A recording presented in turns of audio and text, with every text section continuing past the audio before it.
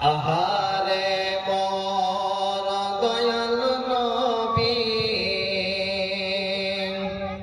কোথায় রইলেন ঘুমাইয়া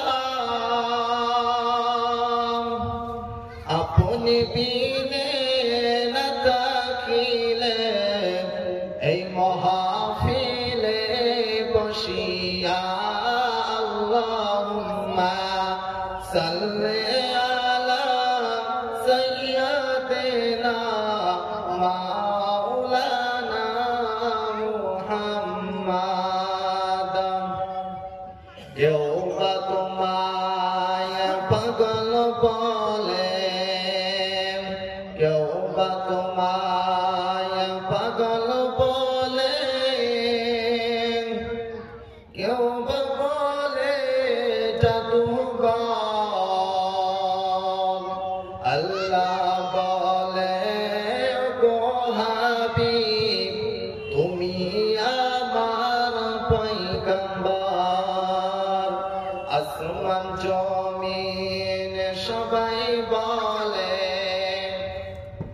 আসমান জমিন সবাই বলে আজ আমাদের খুশির দিন আসবো বে আমিনার গলেতে বলুন রহমাতুল লিল আলামিন আল্লাহুম্মা সাল্লি আলা সাইয়্যিদিনা মাওলানা মুহাম্মদ চাচা ওয়ে আবু জাহেল চাচা ওয়ে আবু জাহেল নবীদের কলেমা পড়লো না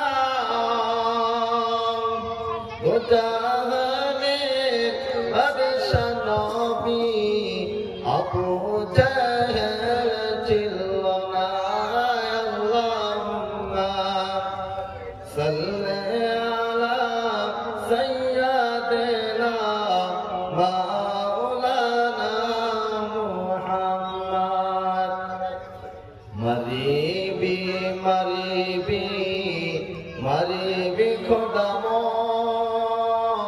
মুখতে কলেমা দিক ও খোদা মুখতে কলেমা দিক কলেমা মর কলেমা ধর্ম কলেমা ইসলামর খুঁটি ও খোদা মুখতে কলেমা দিক ও খোদা মুখতে কলেমা দিক জন্ম আমার নবীর সঙ্গে হলে কেমন হতো জন্ম আমার নবীর সঙ্গে হলে কেমন হতো দুনয়নে রাসূল পাক দেখিলে কেমন হতো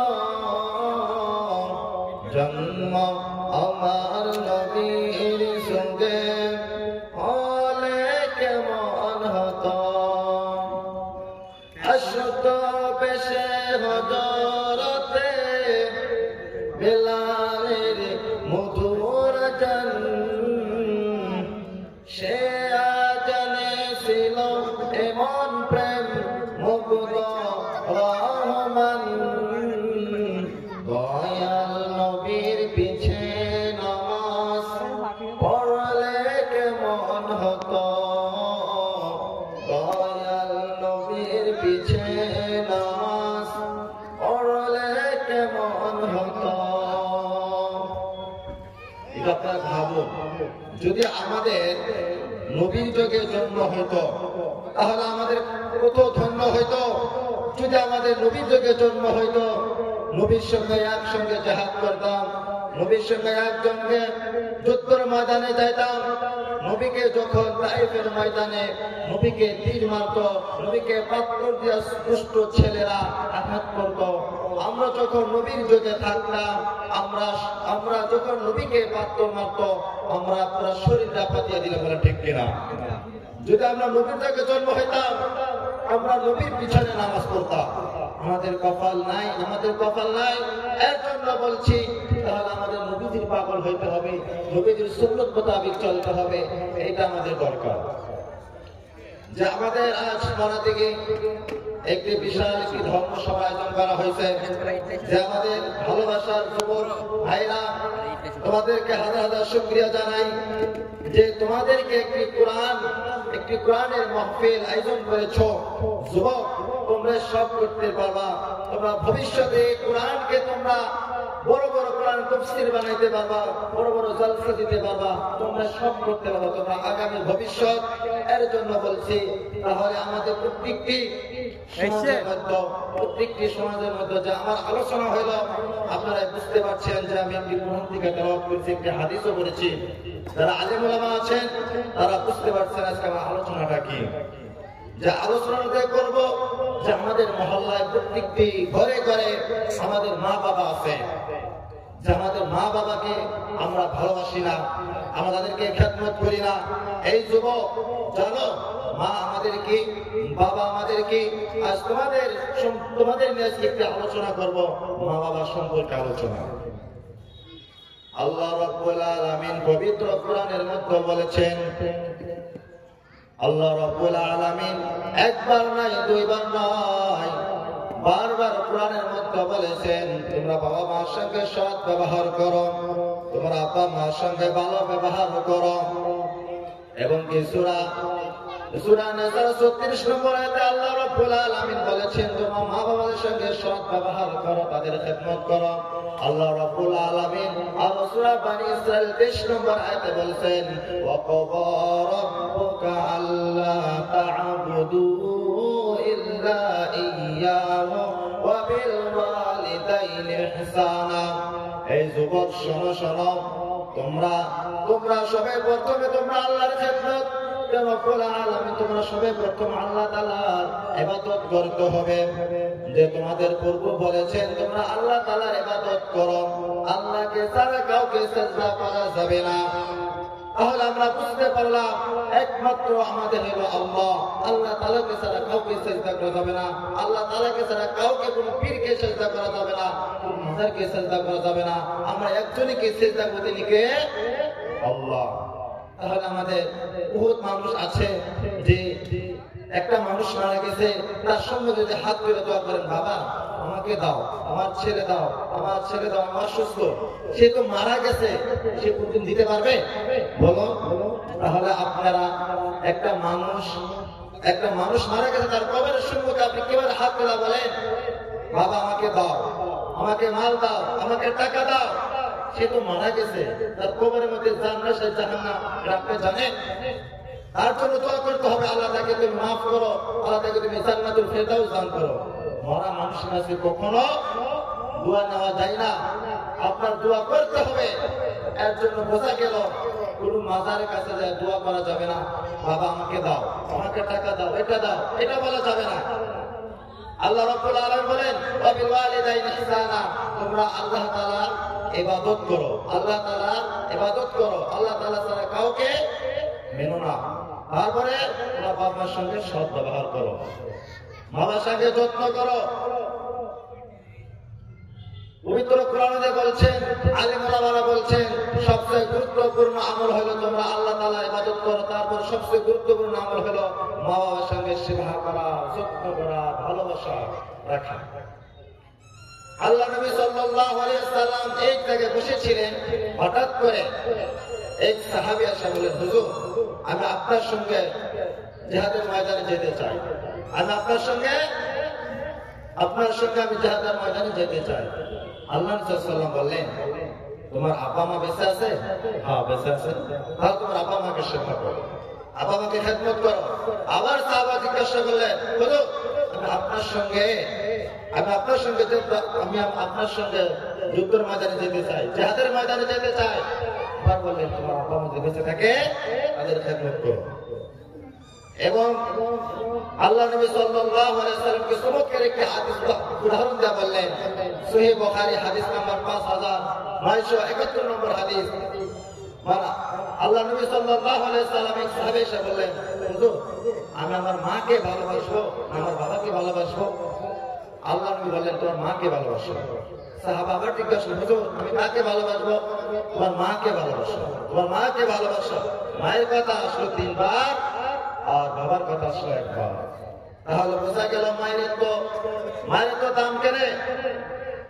আল্লাহ রাব্বুল আলামিন পবিত্র কোরআনের মধ্যে বলেছেন, আল্লাহ নবী সাল্লাল্লাহু আলাইহি ওয়াসাল্লাম বলেছেন, তোমরা মা বাবার সঙ্গে সৎ ব্যবহার করো, বাপ মায়ের খেদমত করো। ও আমার যুবক ভাইরা তোমরা শোনো মায়ের কথা 3 বার আসলো কেনে? বাবা যে সময় যে কাজ করেছে মা ওই সময় করে নাই। মায়ের মর্যাদা 3 বার আসলো কিনা আমাদের জানা দরকার আছে কিনা। একটা সময় যখন আমি আপনি যুবক, যখন তুমি যখন মায়ের পেটে ছিলাম, মায়ের পেট আস্তে আস্তে বড় হয়ে যায়, মায়ের খুবই কষ্ট করে। আমি যখন মায়ের 1 মাস 2 মাস 15 দিন আর সময় আছে আমি দুনিয়াতে আসব, আমার বাবা আমার মা আমার বোন একসঙ্গে খাবার খাইতো। হঠাৎ করে মা যখন প্লেটের মতো খাবার নিয়ে মুখের মতো তুললেন, এই যুবক যখন তুমি মায়ের পেটে এত জোরে একটি লাথি মারলাম, মা খাবার খাইতে পারলো না। মা সঙ্গে সঙ্গে যায় বিছানায় শুয়ে পড়লেন। আমার বোন খাবার খাইলেন, আমার বাবা খাবার খাইলেন, আমার ভাই খাবার খাইলেন, কিন্তু আমার মা তোমার মা খাবার খাইতে পারলেন না। এই পেটের যন্ত্রণা, এই পেটের কষ্ট। এই যুবক তাহলে তোমরা মাকে কষ্ট দাও কেন? জানো তুমি যখন মা ঠিক মতো খাবার খাইতে পারে না, আমার পাশে আমার মায়ের পাশে বাবা ঘুমিয়ে যা, রাত্রে পেটের ব্যথা মা কান্না করে, আমার জন্য তোমার জন্য মা কান্না করে। রাত্রে যখন 12টার পর মায়ের পেটে ঠাস করে লাথি মেরে দিলাম, মা চিৎকার করে কান্না করলেন। এই কান্না কোনো বাবাকে বললেন না, কোনো ভাইকে বললেন না, মা সারা রাত কান্না করে। সেটা হলো মা। 1 নম্বর। 2 নম্বর হইল মায় কোথায় কষ্ট করলেন, মায়ের মর্যাদা কোথেকে আসলো?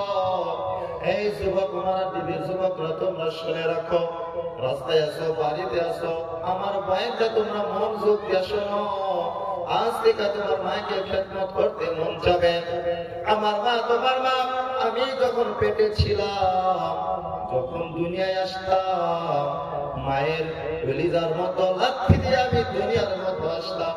মা চিৎকার করে বলতো। যখন আমার মা হসপিটালে বেলডাঙ্গা কলকাতা, তখন বহরমপুর আমার মা যখন হসপিটালে লাশের মতন পড়ে থাকে, যখন ডাক্তারে বলে আপনার মেয়েকে বাঁচান যাবে না, আপনার মেয়েকে বাঁচান যাবে না, 2 জনকে 1 জনকে বাঁচাইতে হবে, না আপনার মেয়েকে বাঁচাইতে হবে, না আপনার ছোট বাচ্চাকে বাঁচাইতে হবে।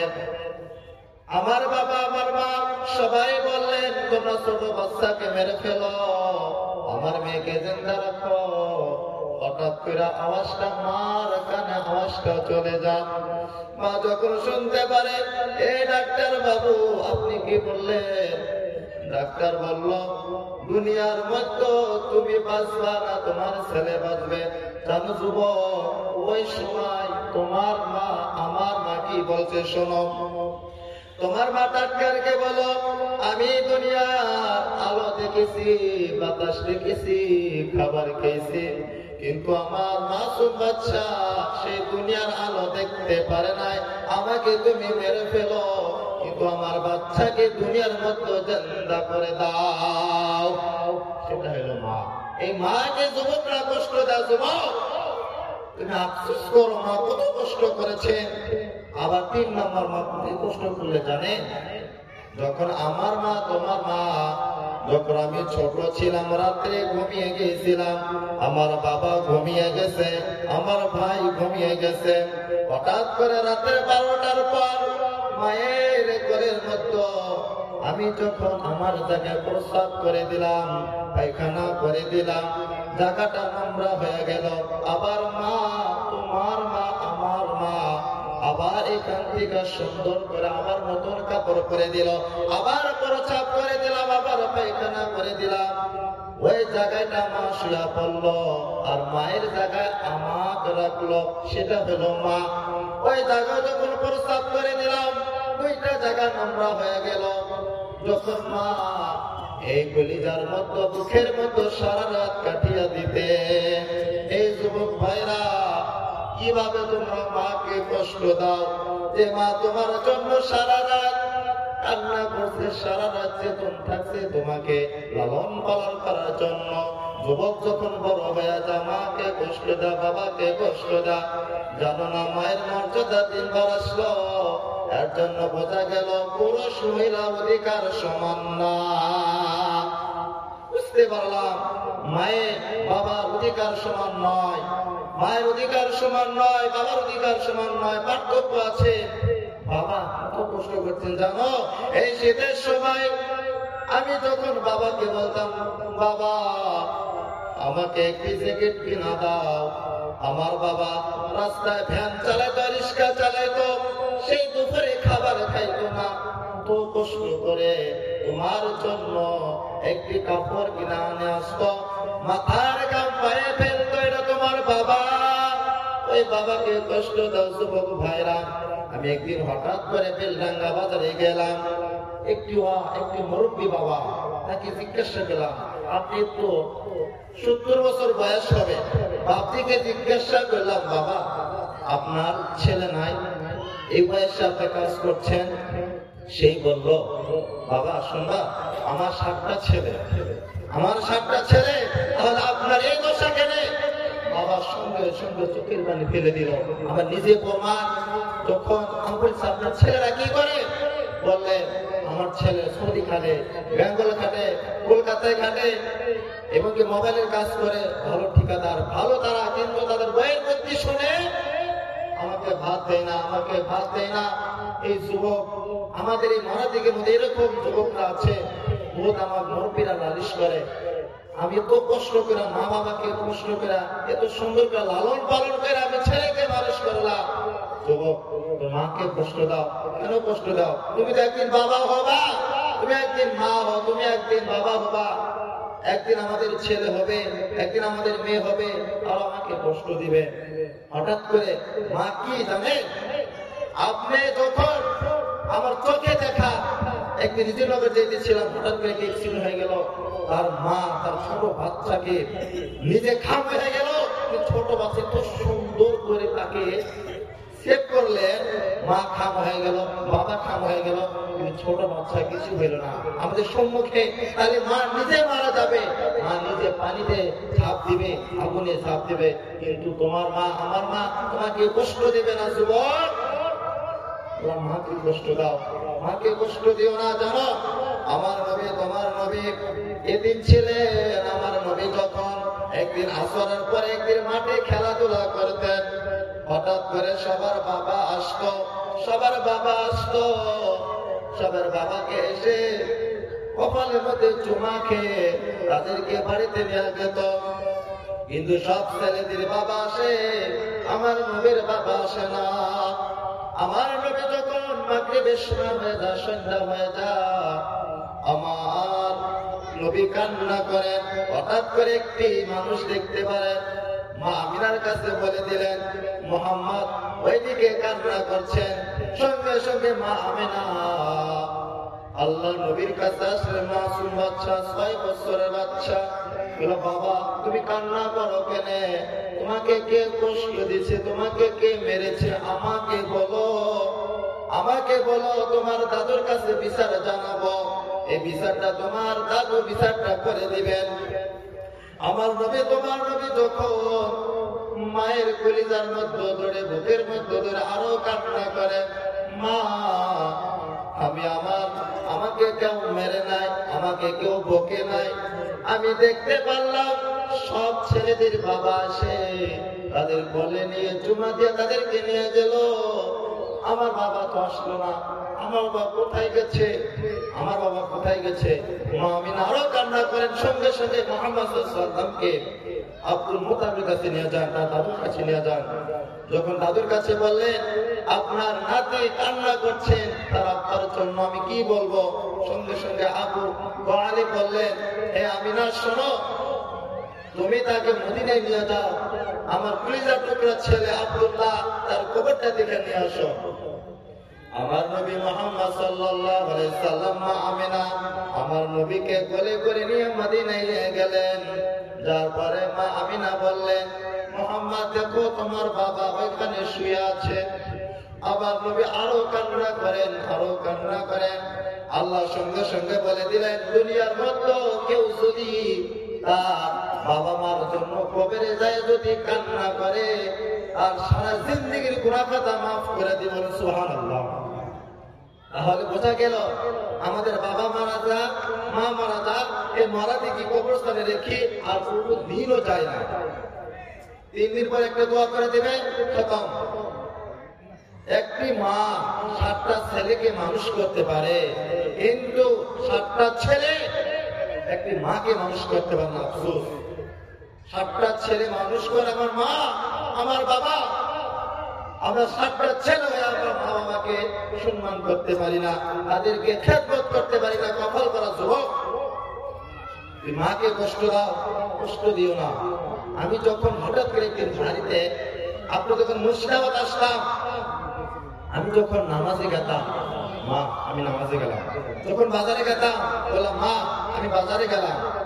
যখন আপনাদের মুর্শিদাবাদ প্রথম আসলাম লকডাউনের পরে, যখন ওই দিন আমি মুর্শিদাবাদ চলে আসবো, তখনই মা সকালে দেখি মন খারাপ, আমি তো চলে আসবো, আমি তো এখান থেকে চলে আসবো, থাকবো না, পড়তে আসবো। মা কত কষ্ট করে প্রত্যেক টাকা ধার করে নিয়ে আসলেন, আমাকে হাতে দিলেন, বাবা যাও তুমি পড়তে যাও। এরকম করে আমি যখন মায়ে আমাকে, আমার মা, আমার বোন, আমার সবাই মিলে আমাকে পথ এগিয়ে দেয়, পিছনে তাকায়, আমার বাবা চলে গেছে, আমার ভাই চলে গেছে, বোন চলে গেছে, কিন্তু আমার মা এখনো চলে যায় না। ধীরে ধীরে আমার পিছনে পিছনে আসছে। এটা আমার মা, তোমার মা। তুমি যখন বাইরে যাও, সৌদি যাও, বেঙ্গালোর যাও, তোমার মা এবার কান্না করে দেখে। কিন্তু তোমার বোন যখন তুমি বাইরে চলে যাবে, সঙ্গে সঙ্গে মোবাইল না সেই গুনার মধ্যে লিপ্ত হতে পারবে। কিন্তু আমার মা, তোমার মা, যখন তুমি চলে যাবা তখন নামাজ পড়ে কান্না করবে। যুবক, মায়ের দোয়া ছাড়া তুমি বড় ঠিকাদার হইতে পারো নাই, মায়ের দোয়া ছাড়া তুমি মাস্টার হইতে পারো নাই, মায়ের দোয়া ছাড়া তুমি আলিম হইতে পারো নাই, মায়ের দোয়া ছাড়া তুমি এই গ্রামের প্রেসিডেন্ট সেক্রেটারি হইতে পারো না। তোমার মায়ের দোয়া আছে, মায়ের দোয়ার কারণে তুমি এত বড়। ওই মাকে তুমি কষ্ট দাও, এই মাকে সামনে তুমি উৎসাহ পেলে কথা করো, মাকে কষ্ট দিও না। একটি বাইজিদ মুস্তাফির ছোট্ট একটি ঘটনা, তার মা অসুস্থ ছিল, হঠাৎ করে বললেন, বাবা আমার জন্য এক গ্লাস পানি নিয়ে আসো। যা ঘরে দেখে পানি নাই, সঙ্গে সঙ্গে গ্লাসটা নিয়ে রাস্তায় গেলে, রাস্তা থেকে পানি নিয়ে আসলেন। এসে দিকে মা ঘুমিয়ে গেছে। সারা রাত যখন মা ঘুমিয়ে যা, বাইজিদ বুস্তামি সঙ্গে সঙ্গে গ্লাস নিয়ে সারা রাত দাঁড়িয়েছিলেন। কিন্তু যদি আমরা হইতাম, মা ঘুমিয়ে গেছে চলে যেতাম, কিন্তু বাইজিদ বুস্তামি চলে যায় নাই। যখন বলতো আমি যদি চলে যাই, যদি আমার মা আবার বলে আমাকে পানি দাও, আমি আল্লাহর কাছে কি হিসাব দিব? এরপর যদি মাকে ডেকে দেয়, মার ঘুম ভেঙে যাবে, মা কষ্ট হবে। সঙ্গে সঙ্গে রাতে 3টার দিকে যখন মা চেতন পাইলে দেখে বাইজিদ বুস্তামি পানি নিয়ে দাঁড়িয়ে আছেন, বাইজিদ বুস্তামি। তাহলে বোঝা গেল সঙ্গে সঙ্গে মা তার ছেলেকে তুলে হাত করে দোয়া করলেন, একটি গ্লাস পানির ফলে বাইজিদেরই কোলে তুলে হাত তুলে মা বলে বাইজিদেরই ওলি বানাও। মায়ের দোয়া লও রে মুমিন, মায়ের দোয়া লও, মায়ের দোয়া লও রে যুবক, মায়ের দোয়া লও। বিপদে পড়বে না তুমি যখন যেতাই চাও, বিপদে পড়বে না তুমি যখন যেতাই চাও, মায়ের দোয়া লও রে যুবক, মায়ের দোয়া লও, মায়ের দোয়া লও রে ভাই, মায়ের দোয়া লও। একটি গ্লাস পানির কারণে বাইজিদ আল্লাহর ওলি হয়ে গেলেন, সুবহানাল্লাহ। একজন যুবক মাকে খেদমত করত। আর বহুত আমাদের বাড়িতে শাশুড়ি নিজের বৌমাকে দেখতে পারে না, নিজের শাশুড়ি নিজের বৌমাকে দেখতে পারে না। আমি শাশুড়িকে বলতে চাই, মা তোমার কি মেয়ে নাই? তোমার মেয়েকে কি বিবাহ দাও নাই? তুমি যদি তোমার বৌমাকে কষ্ট দাও, তোমার মেয়ে অন্য বাড়িতে যাবে, তাকে কষ্ট দেবে। আর বহুত বৌমা আছে শাশুড়িকে ভালোবাসে না, শাশুড়িকে দেখতে পারে না।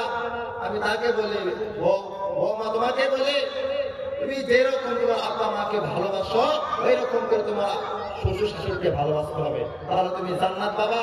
যদি তোমার উপরে যদি শ্বশুর শাশুড়ি বেজার হয়ে যায়, তোমার জন্য জান্নাত হারাম হয়ে যাবে। এর জন্য বাবাকে কষ্ট দেওয়া যাবে না। আমরা বহুত বড় বড় গুনাহ করি, বহুত বড় বড় গুনাহ করে, গুনাহ থেকে আমাদের বাঁচতে হবে। আল্লাহ রাব্বুল আলামিন বড় বড় কবিরা গুনাহ সম্পর্কে আল্লাহ তাআলা রাব্বুল আলামিন বলেন, সূরা নিসার 31 নম্বর আয়াতে আল্লাহ রাব্বুল আলামিন বলেন, ইন তাজতানিবু কাবাইরা মা তুনহাউনা আনহু নুকাফির আনকুম সাইয়্যাতিকুম ওয়া নুদখিলকুম মুদখালান কারীমা। তোমার সমস্ত বড় বড় কবিরা গুনাহ থেকে বেঁচে থাকো, তাহলে তোমাদেরকে ছোট ছোট গুনাহ তোমাদেরকে মাফ করে দেবেন, সুবহানাল্লাহ। যদি আমরা যে বড় বড় গুনাহ থেকে বেঁচে থাকি, তাহলে আমাদের ছোট ছোট সাগীরা, ছোট গুনাহ আমাদেরকে মাফ করে দিবেন, আমাদের ছোট গুনাহ মাফ করে দিবেন। আমি বড় বড় 7টি কবিরা সম্পর্কে আলোচনা করব। 1 নাম্বার হলো টাইম নাই, ছেড়ে দিব। 1 নাম্বার হলো আল্লাহর সঙ্গে কাউকে শরীক করা যাবে না। এটা হাদিসটা হলো সহিহ বুখারী 6308 নম্বর হাদিস।